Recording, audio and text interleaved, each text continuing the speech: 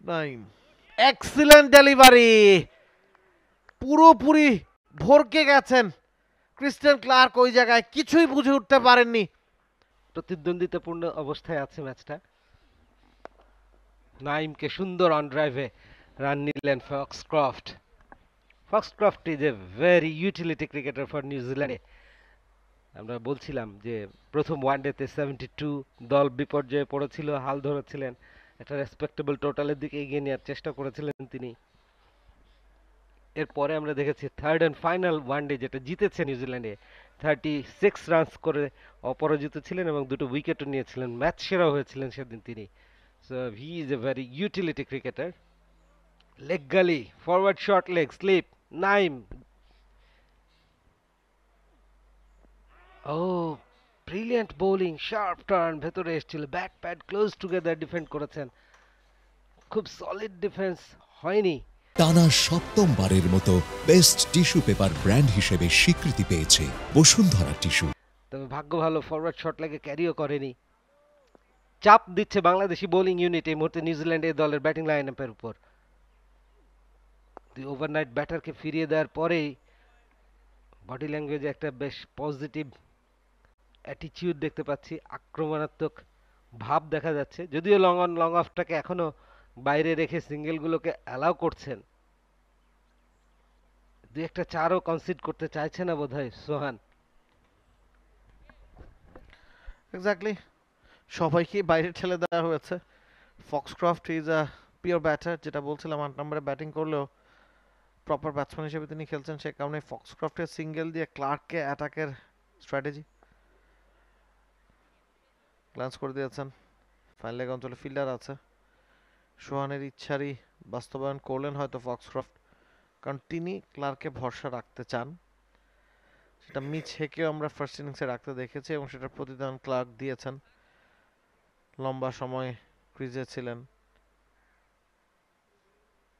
বিশের ঘরে একটা ইনিংস ছিল ফার্স্ট ইনিংসে তার।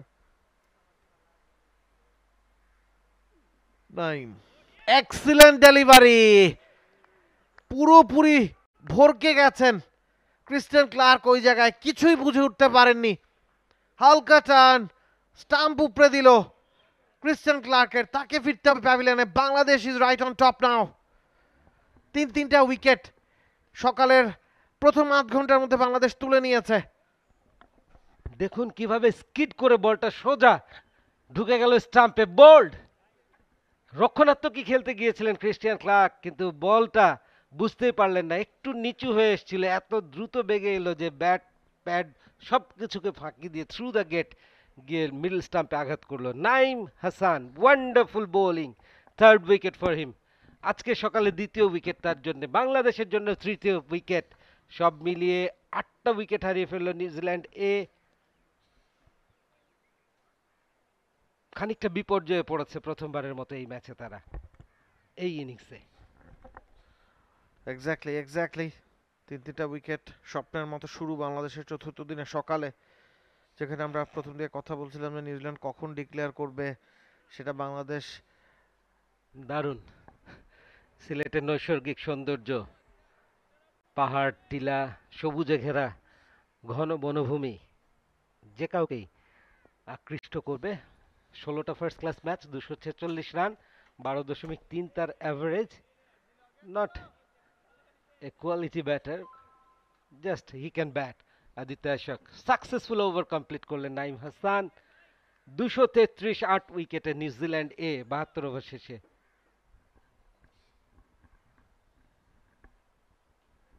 234, 8 উইকেটে।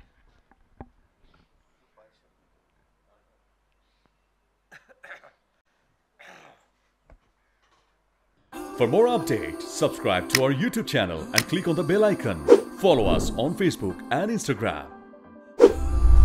Download T-Sports app to enjoy exciting games and highlights.